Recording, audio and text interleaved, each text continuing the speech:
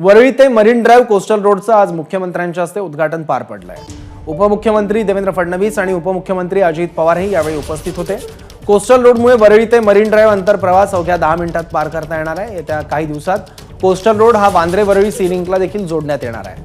हा जोड रस्ता पूर्ण झाल्यावर मरीन ड्राईव्ह वरून थेट वांद्रेमध्ये उतरणं शक्य होणार आहे। कोस्टल रोडवरून प्रवास करत त्याचा आढावा घेतलाय प्रतिनिधी वेदांत नेमे यांनी। मुंबईकरांसाठी महत्त्वाचे आणि तितक्याच बहुप्रतीक्षित अशा कोस्टल रोडचं उद्घाटन आज झालेलं आहे आणि उद्घाटन झाल्यानंतर आपण पहिली सफर आपल्या प्रेक्षकांना या कोस्टल रोडची दाखवतोय कशा प्रकारे हे काम पूर्ण झालेलं आहे। कारण आज वरळीपासून ते नरिमन पॉइंट पर्यंत ज्या 4 मार्गिका आहेत, ज्या दक्षिणेकडून उत्तरेकडे जातात, अशा 4 मार्गिकांचं उद्घाटन झालेलं आहे।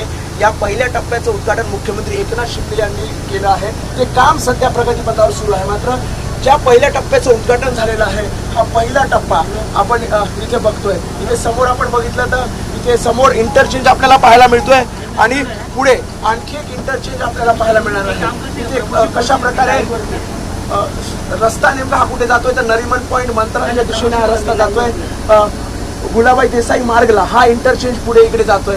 पुढे सुद्धा कशा प्रकारे आज जेव्हा उद्घाटन झालेलं आहे कोस्टल रोडचं, तर पूर्णपणे जिथे जिथे इंटरचेंज आहे तिथे तिथे हा कोस्टल रोड पूर्णपणे सजवण्यात आलेला आहे।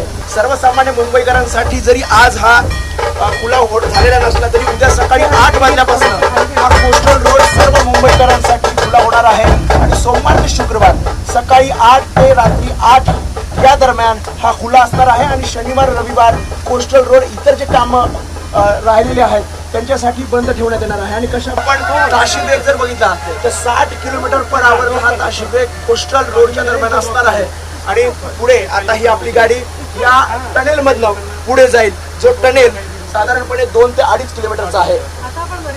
या सगळ्या कोस्टल रोडच्या प्रवासादरम्यान जे आकर्षणाचा केंद्रबिंदू ठरतायत ते म्हणजे हे जुळे बोगदे। कारण साधारणपणे 2 किलोमीटरचे जुळे बोगदे आहेत आणि साधारणपणे आपण याची जर व्यास बघितला तर 12.19 मीटरचा व्यास आहे। 8 मीटर लांबी या बोगद्याची आहे आणि 2800 टन वजनाचा मावळा जी TBM मशीन होती त्याद्वारे या बोगद्याची निर्मिती करण्यात आलेली आहे। त्यामुळे आपण जर वेळ बघितला तर अवघ्या 15 ते 17 मिनिटांमध्ये आपण वरळीपासून इथे नरिमन पॉइंटच्या या रस्त्यावर आपण आलेलो आहोत। मरीन लाईन्स रेल्वे स्टेशन इथे आपल्याला पाहायला मिळते। पुढे मंत्रालय आहे, मंत्रालय अवघ्या 5 ते 10 मिनिटं अंतरावर आहे। त्यामुळे जो रस्ता पूर्ण करण्यासाठी आपल्याला 45 मिनिटं लागायचे, वाहतूक कोंडीचा त्रास व्हायचा, त्याच रस्त्यावरून आपण अवघ्या 15 ते 17 मिनिटांमध्ये आलेलो आहोत।